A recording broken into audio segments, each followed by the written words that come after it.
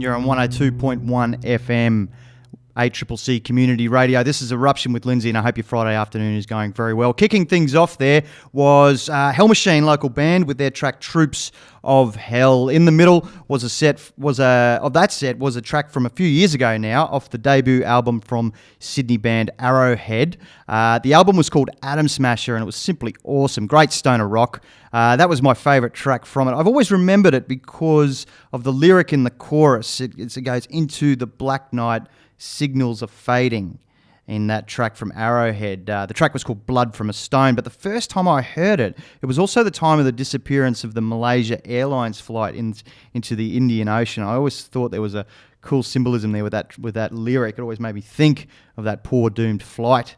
I believe they're back in the studio now, Arrowhead. It'd be amazing to hear some new material from those guys. The last album they put out was about 3 or 4 years ago. So, yeah, great band. And that you heard just there was the title track for the new EP from a 4-piece band from Melbourne called True Believer. The EP is called My Satan, and it is a really good 3-track EP from True Believer, who are something of a feature artist on Eruption this week. As joining me on the line from Melbourne is True Believer bassist Duane. How you going there, Duane? Have I got you? I'm doing really well, Lindsay. And yourself, mate? Yeah, fantastic, mate. Hey, thanks for joining me and taking time out from your work. What do you do to pay the bills, mate? I'm actually freelance in the music industry. I'm a production manager at a couple of festivals, and I do a bunch of running and stage work and just bits and pieces everywhere. A bit of social media marketing as well, which actually everything that I do kind of helps me in bands myself. So it's a good thing that way. Excellent. Now, one of the reasons I wanted to catch up with you fellas is I only saw True Believer on a supporting Dead City Ruins, which I know is happening this weekend, and I thought any band supporting those guys must be all right. And that must be a pretty cool gig to land with those guys, yeah? Yeah, no, it definitely is. Like, actually, Dead City Ruins are old friends of mine. My old band, actually, Electric Dynamite, we played with Dead City Ruins heaps of times and back and forwards in the Melbourne rock scene. So I have a long-standing history with them, and we had the chance to play with them with the Lager scene at the Melbourne Lager Fest a few months back. And, you know, those guys saw us there and was like, well, shit, we better get you down and play with us coming up. And, you know, we'd gladly be there to support them because we're, you know, mutual fans and friends. So. Oh, man, if only I could be there. I spent 5 years on the outskirts of Melbourne, and I do miss the scene down there, and going down to places like the Brunny and Whole Lot of Love and the Reverence and all the great venues in Melbourne. It makes me miss the place heaps. No, mate, we are blessed here. You know, like people that do live here complain that it's not what it once was, and you know what, that might be true, but at the same time, it's hard not to fault Melbourne for being the heart and soul of Melbourne. You know, Australian rock and heavy music, and that's no disrespect on the rest of the country. I've been a big advocate for Australian music on the international level for a long time. So, yeah, I back all our cities, but you know, Melbourne is a pretty special city when it comes to music. You are right about that, Duane. So, what's the story of True Believer? Now, you did mention that you have been in other bands before. How did it all come together for you guys? Yeah, well, look, I'll give you the short story. Basically, Luke and Gabe are brothers. Now, Gabe's our lead singer and guitarist, and Luke's our guitarist and backing vocalist.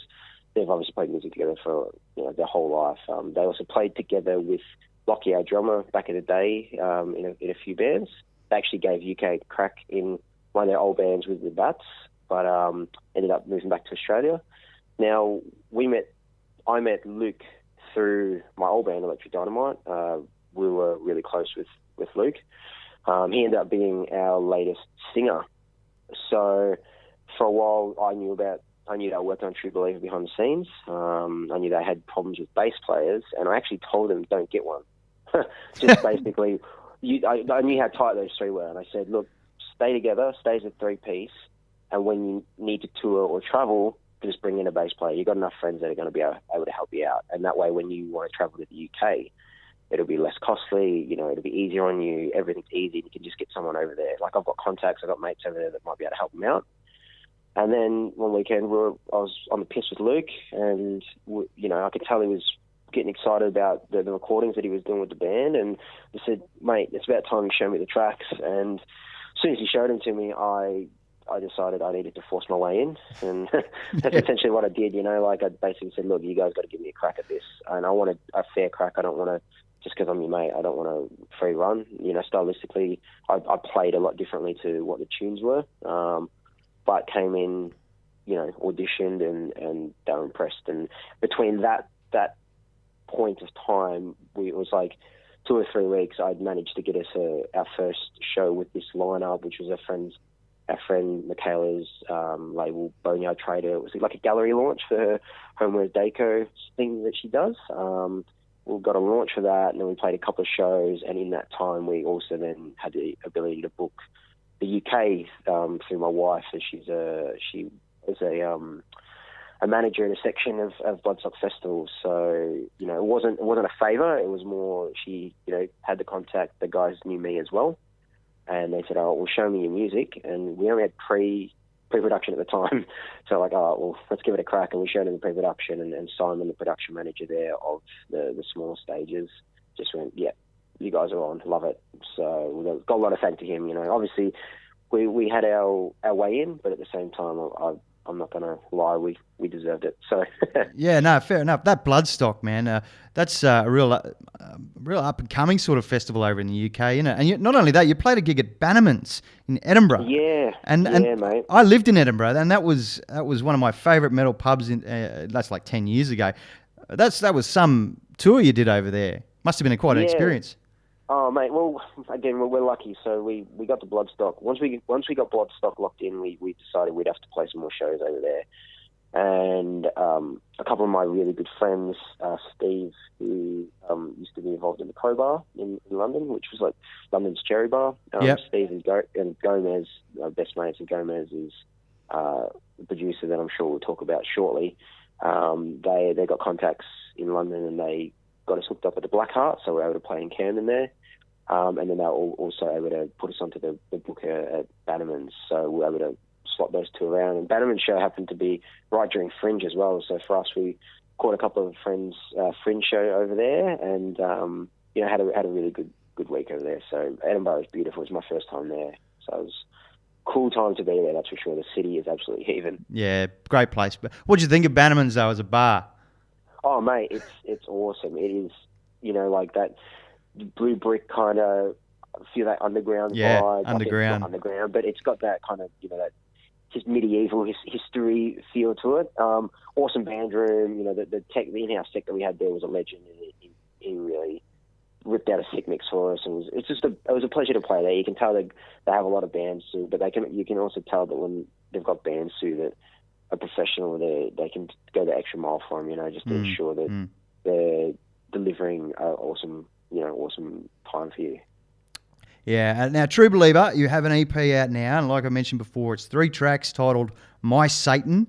The 3 tracks seemed like a nice, firm way to introduce yourself to the world, and you've really given yourself a clear image, haven't you, with this EP? Yeah, it definitely is the perfect starting point for the band. The one thing is, we've all got big goals in mind, and we've all got a big vision. But to achieve a big vision, you've got to take the appropriate steps. There's the stuff that we're writing behind the scenes is a lot bigger in terms of sound. But what we were able to achieve with those 3 tracks is exactly that. We get the response. The people have really gravitated towards the songs. They have a nice blend of classic rock and metal, and they have that 70s revival edge to it. But at the same time, it's got a modern sound and a modern power. So, with those 3 tracks, those 3 work really well together, especially theme-wise, worked really well together. And there's actually a 4th track in those recording sessions that was done. I wasn't in the band at the time. They recorded those without me. But there's a 4th track, Tome of the Lord, which we decided to hold off and use it as a bridging single, because it's the perfect blend between those tracks and the couple of tracks we recorded while we were over in the UK. Excellent, man. Well, I mean, that's what I was actually going to ask you about, because not only did you tour over there, but you did do recording. How did that come about, and what are you working towards? What's the next release for True Believer? Yeah, well, so I mentioned a guy called Gomez before, Jaime Gomez Arellano. He's recorded Orange Goblin, Paradise Lost. He engineered the first Ghost record, so he's he's done a lot of awesome stuff. His studio's Orgone Studios. It's located just outside of Milton Keynes. He's a really, like, he's an old friend of my wife's, and I've become really great friends with him over the last few years. I have the privilege of being able to go over to the UK our winter, so their summer. So I've done it the last 4 years, and we just get along now. I got married in January, and he came over here from a wedding. He was one of my groomsmen. You know, that's the kind of friendship we have. And when he found out I was coming over with the band, he was obviously like, I just need to check it out. He heard the tracks. He was like, yeah, I'd love to do something with you guys. So being big Ghost fans, everyone in the band, you know, they kind of jumped at the opportunity. So we went in there, and the rapport straight away was incredible. The dude's a legend, and he got along with the band super well. You know, we were drinking every night before we actually got into the studio, you know. And, yeah, everything went well. You know, he's got really good producers here, and he came in with those tracks not having to do much to them. So we've got those 2 tracks coming out soon. If you've seen us live, you know, in Melbourne, you would have heard the 2 tracks. They're part of our live set at the moment. But so we will be releasing these 2 tracks after the single, so it'll be early next year kind of thing. And it just kind of rounds out the first chapter, because it's the 3 tracks, then the 4th track is the standalone single, then these 2 tracks. It kind of closes off the chapter, a lot of which was done almost kind of before I joined the band in a musical sense. And it just kind of works, you know, chronologically for us. The new stuff that the boys are writing is definitely the next progression. And we played one of the new songs, actually, when we played with Dead Sea Villains last weekend, the brand new song as our set opener, and the response was great. So that's the exciting part, where we're writing, once, you know, we've got, you know, music coming out until probably, you know, the full first quarter next year. But after that, it's, in this whole time, it's getting that album ready and getting it to where we want it. And then, you know, potentially going back and seeing Gomez and doing a full length with him, or what have you know. But the plans, you know, is to do that album. That'll be the big release that solidifies what we do. Yeah, excellent, man. It's great to listen to someone who has a clear vision for what they want with their band. And from where I stand, I've only known of you for a week, and already I'm pretty excited about what you're doing. I love your sound. It's exactly what I like to play on my show, and I'm sure there's a huge appetite for your music in Melbourne and widely across Australia, and I'm sure across the world. I mean, that must be what you're aiming towards, foreign distribution, I would assume?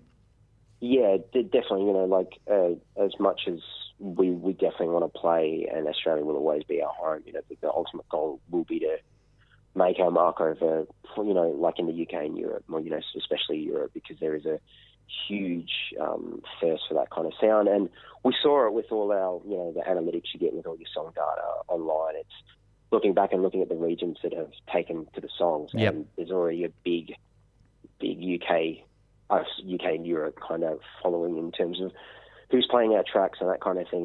We've had a few blogs and so forth, online YouTube channels repost their music, and we've got you know, heaps of plays organically through that kind of way. So that's really where the sound lends itself to, and ultimately our plans to get in a bus and just, you know, show after show after show. You know, that's what we want to do. We're not the kind of dudes to kind of rest on our laurels. We all work hard in what we do, and, you know, if it means being away from our friends and family and, you know, grinding out in the back of a bus, that's what we want to do, you know.